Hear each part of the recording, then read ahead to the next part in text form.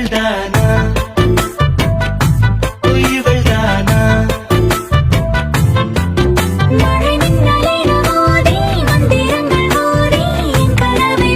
அந்த வானவில்லின் பாதி வெண்ணிலவில் மீதி பெண்ணுருவில் வந்தாளே இவள்தானா